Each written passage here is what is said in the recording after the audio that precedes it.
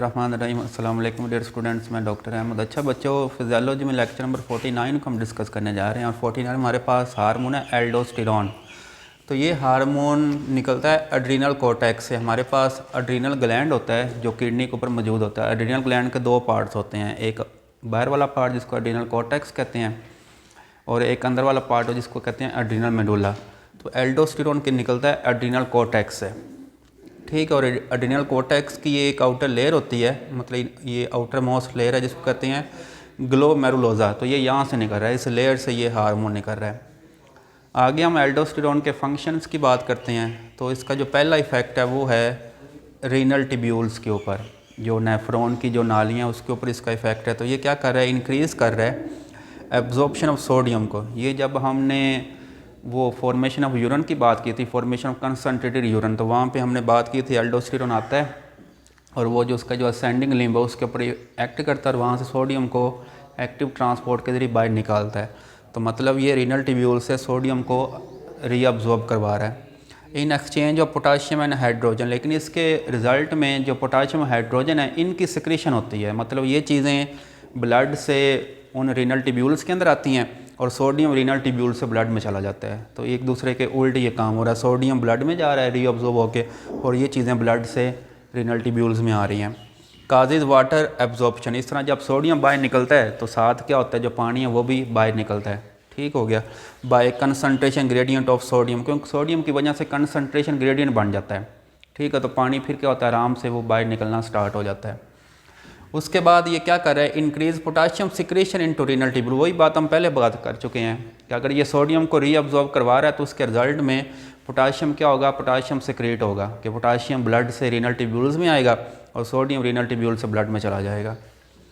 इसके अगर हम जनरल इफेक्ट्स की बात करें तो ये ब्लड वॉल्यूम को इंक्रीज़ कर रहा है और कार्डियक आउटपुट, मतलब जो हार्ट बीट होती है हमारी, उसको तेज़ करता है।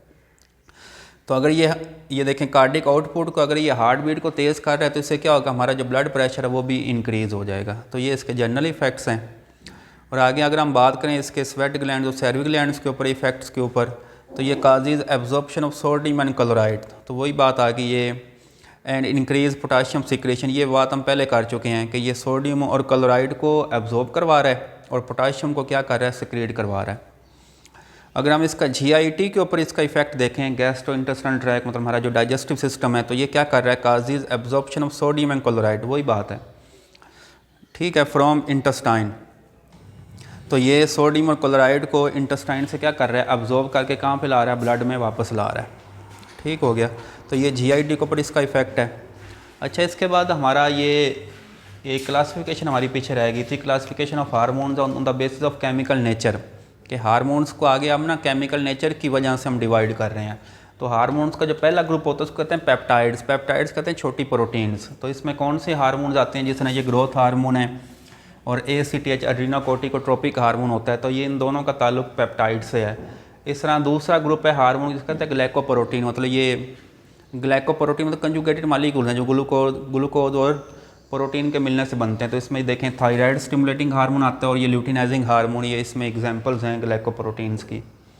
और उसके बाद हमारे पास स्टीरॉयड, ये तीसरा ग्रुप है। तो इसमें एल्डोस्टेरॉन आ जाता है, ये अभी हमने बात की। तो एल्डोस्टेरॉन की केमिकल नेचर ये स्टीरॉयड है, स्टीरॉयड लिपिड होते हैं। और एस्ट्रोजन, तो ये फीमेल का मेन हार्मोन है जो फीमेल में जो फीमेल करेक्टरिस्टिक्स पैदा करता है। तो ये दोनों हार्मोन स्टीरॉयड्स हैं।